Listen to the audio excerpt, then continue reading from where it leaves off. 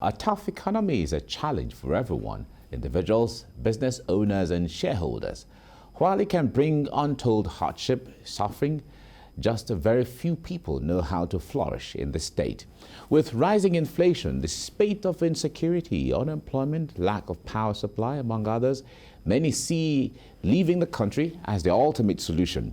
But as much as there can be good times, there could also be bad times. Therefore, there is a need to know how to maneuver such situation and still live adequately. So joining me in the studio to discuss how one can thrive in a harsh economy is Director of Organization Development and Planning Center for Real Impact, Julie Mogbo. Julie, good morning. It's good to have you join me. Good morning, Mike. It's always a pleasure to be here. Great. Now, the point there is, most of the people complain of the harsh economy, but at times like this, are they individuals or even companies that are prospering at a time like this, apart from those who may be politicians or getting contracts from government and all of that? Keeping that aside, we're looking at the real economy, the real people. Are they individuals making monies from times like this, meeting needs and all of that, or even companies? Thank you. Thank you very much, Mike. So one thing I would like for us to know is that there are human beings still on the earth, and so long as we have life, there will continually be needs. So there'll be need for education, there'll be need for healthcare, there'll be need for, most importantly, food and water. There'll be need for security. So the needs are diverse and the needs are dynamic, the needs are continuous. There's no end to what the human being needs to survive. That is on one part. So if we have needs, then it means that the human will go in search of how to have their needs met. So there are companies, there are individuals, there are entrepreneurs that are offering solutions to the many problems that human beings have. So to directly answer your question, Mike, yes, there are individuals that are succeeding and they are making money even in this harsh or distressed economy. Well, it's good to hear that this is a little cherry that some people are making money and they will keep making monies at times like this. But let's narrow it down to the average. Everyone talks about the issue of the power. Of course, power generation or energy is needed by almost everyone. If you're doing your personal business or you're doing a corporate business for other people, power is going to be needed to do a lot of things. Now, capital and so many other things. But talk to us to the average, to the average person who is in business or who needs to survive and maneuver through or navigate through what's going on right now. What are the factors to look at? All right, if I got you correctly, Mike, how with the capital, with the need for generating power in order to run businesses, how are people able to, the individual, the average business people out there? Well, Nigerians are very resilient, I will say. They are forced to bring up their creativity. They are forced to seek out alternatives, to get creative about how they can go about surviving daily. Even though there is a lot that we expect from the government in terms of generating power, making funds available, making security, and every other factor that encourages business or makes business thrive in a country, that a lot of that lies on the shoulders of the government. But put that aside, like I said when I started, that Nigerians are very resilient. They constantly think about how to survive because the average man out there believes that the government doesn't really care about them. How can they even access loans? A lot is happening. Insecurity. They don't have enough resources to acquire a generator that would give them the power that they need to run their businesses, to register their business, to have the right environment to work. The processes are tedious, they are cumbersome, not encouraging. Regardless of that, they still find a way to go about running their businesses. one of the ways that the creative ways that people have come up with is co-working spaces. So for those who do not have enough money to rent a facility, because for a business owner that acquires a facility or rents a facility, they have to pay the rent, they have to equip the environment, they have to pay for utility and all that, security, water, lights. So that has been taken off by these businesses that have created co-working spaces. So you don't have to worry about security, lights, and all that. All you have to do is just pay for a particular hour, or pay for a day, or pay for a month. Some are that flexible. And then you have one corner, you have everything there available. You're able to sit down there and work. Then there are some people that can actually partner. I know that it's kind of tough when we talk about partnership and collaboration, but thankfully, one of the goals of the SDG, the Sustainable Development Goals, talks largely on partnership and collaborations. So people are beginning to open up to such. If one does not have the financial muscle to establish and run a business, they can look at other people that are doing something similar or lack what they have. They can go into partnership. Yes, it comes with its own challenges as well. However, there are business experts and there are lawyers that could actually help in putting a close on those gaps that could bring about any form of rancor in the course of running a business. Now, let's talk about the issue of people leaving or relocating from the country in droves, or even having the intention of it. And if you speak to an average young Nigerian who wants to leave, relocate to Canada or the United States or parts of Europe, they tell you the economy is not okay, there's insecurity, there's no power, there is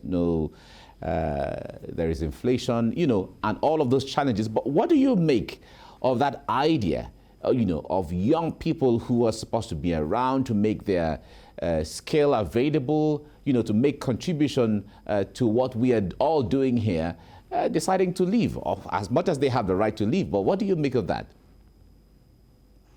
All right, I know we have a right to leave. I think at this point, the government is showing us who they really are and where their priority lies. In an economy like ours, where we have a larger percentage of young people driving the economy of a nation, when we are faced with an exodus like we are currently experiencing now, we have our skilled professionals leaving Nigeria for other shores. The government should, at this point, be running helter-skelter to see what they can do to ensure that these does not happen, at least not in the way that it's current that is happening now. People will have to survive. That's the truth. I had to send a message. I was on a platform on Facebook, and someone put up an advert. So people were asking for making inquiries and all that. And I saw one post that got my attention.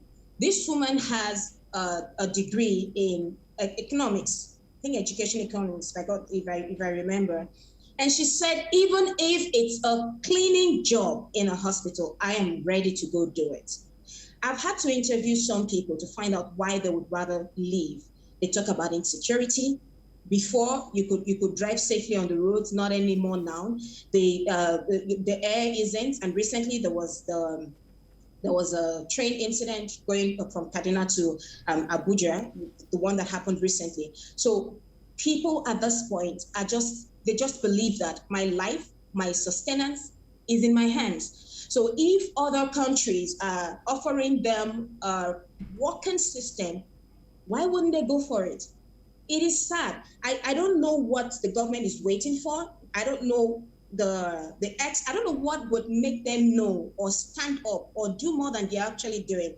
I know that they are making arrangements, like in the health sector, for instance. They are having talks on how they can invite or entice healthcare professionals to want to come back to the country. We're currently carrying out a survey in that regard to see how many of you would come back, how many of you have gone, how many of you are planning to go, how many of you are willing to come back if you are invited. And a good number of them are actually willing to come back to their country. Nigerians love Nigeria. But we need more to happen, and the government has a huge role to play in this. Make the basic amenities available for people to work. Nigerians are hardworking people.